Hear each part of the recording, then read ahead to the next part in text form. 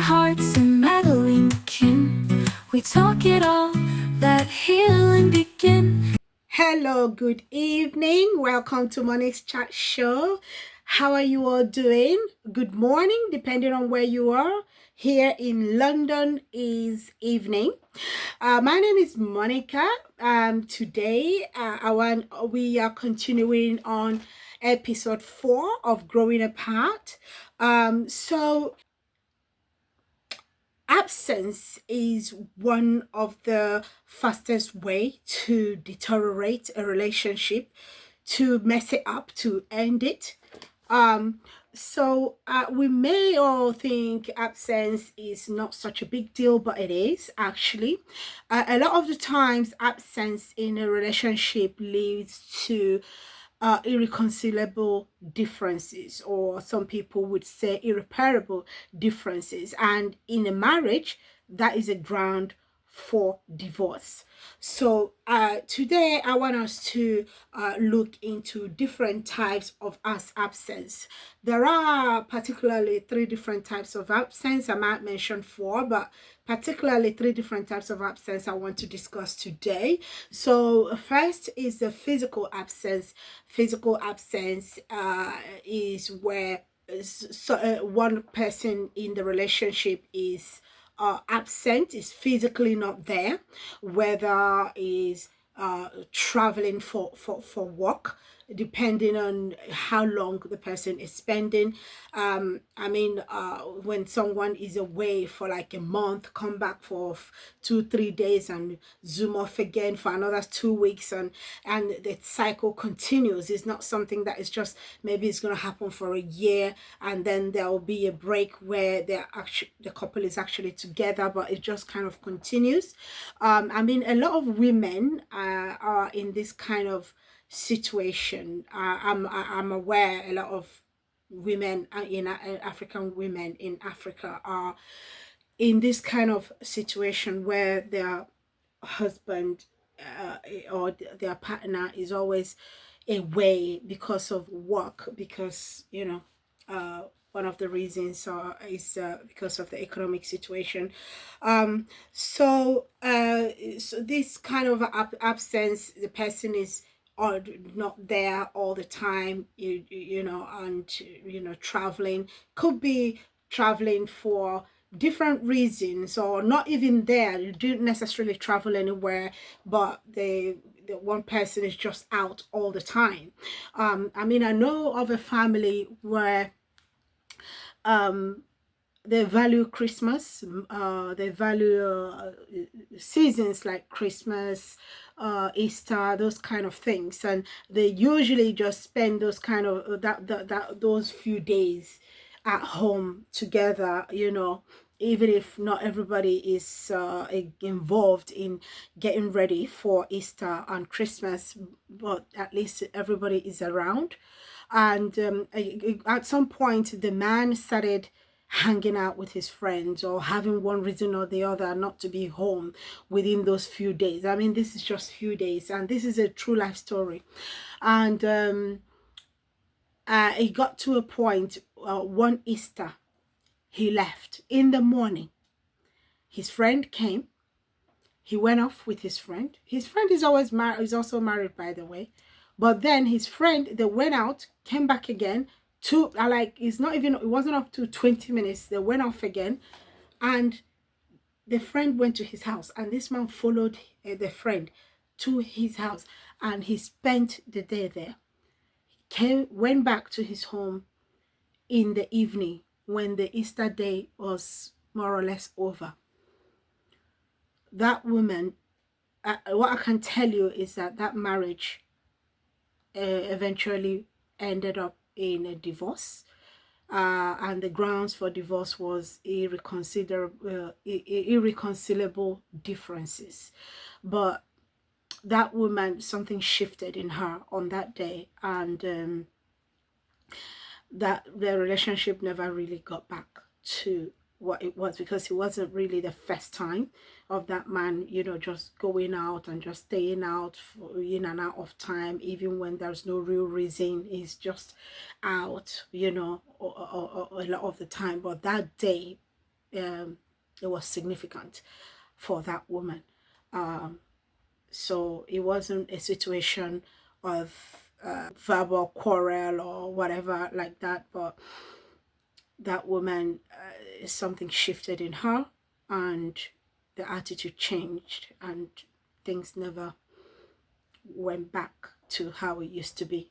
Okay, so that's an example. So in that case, it's not necessarily someone traveling, it's a case of physical absence for different reasons in different situations, but it still leads to the same kind of problems. Then the next one is emotional absence. Emotional absence is where there's one of the partner, now there's indifference in the way that that one relate, or it could even be both of them, both couples, when one is no longer interested in what the other one likes to talk about or like to watch, or not no longer interested uh, in the children, where there are children involved, and yeah, those kind of things. And you also have avoidance, where one is avoiding one another. One could be most people could be downstairs, and one of the couples will just go upstairs and stay on their own. Then it leads to detachment, you know it leads to detachment, and all of this kind of then spiral down to lack of intimacy.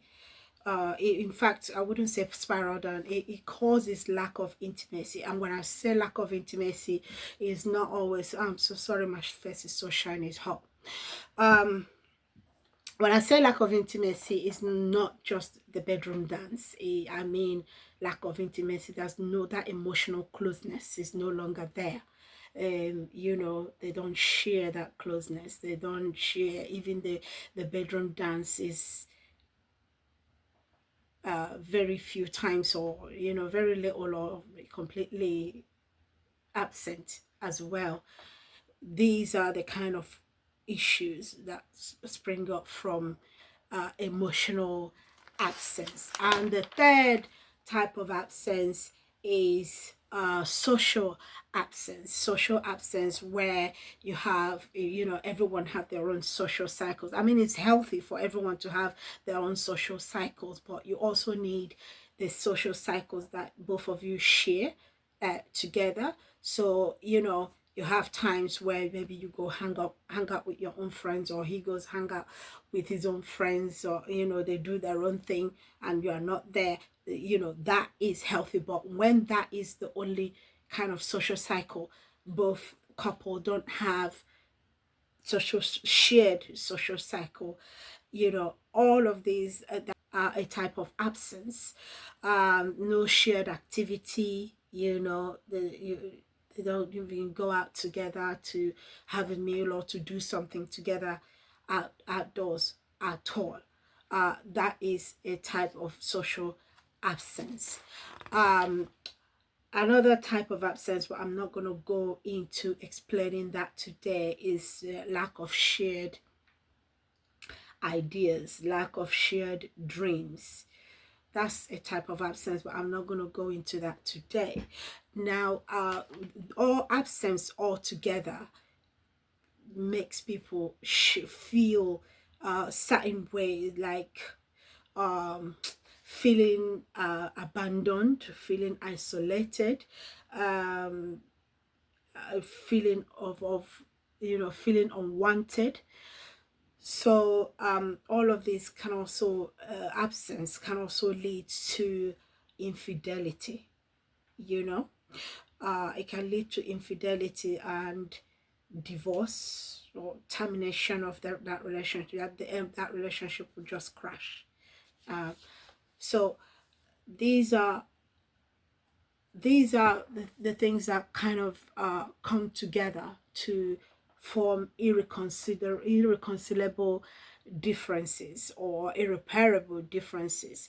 So irreconcilable differences is usually, it is a ground for divorce, but it's usually when so many things have happened and it's difficult to start even even working out what happened when, or this and that. Is just the resentment and the negative feelings that have been left in oneself due to all those series of occasions. It could be a combination of absence and then all those kind of feelings of abandonment, of being unwanted, and in some cases it leads to infidelity. It just, even if sometimes there is no infidelity even, but the feeling with resentment and all those things, it just makes people behave in certain way. Your behavior changes, and one the other couple who has been absent might not even realize it, because they are so carried away in whatever it is that is causing their absence. And when the other person lock up and is the behavior changes, they start wondering, what's wrong. It is altogether, it's called it leads to irreconcilable differences. um my closing word today would be, don't get carried away. Talk to see if a compromise or understanding can be applied, so that your relationship or your marriage will not get carried away. Okay, that's my closing quote for today. This is all I have to say to you for today. For those of you who still want to hang on, there are other things you can do, like learning a skill, or just get busy with something else. But sometimes it just means you are no longer idle or whatever, but it doesn't really erase the feeling. I think the real solution is to talk and apply understanding, adjustments. Otherwise, yes, the absence should always, most of the time, lead to divorce or end of a relationship. Okay, as I said, thank you for listening to me in Monique's chat show. I will see you in few days. Bye bye for now. Real life, real talk at your pace. Monique's True, your safe space. Real life, real talk at your pace. Monique's True, your safe space. Real life, real talk at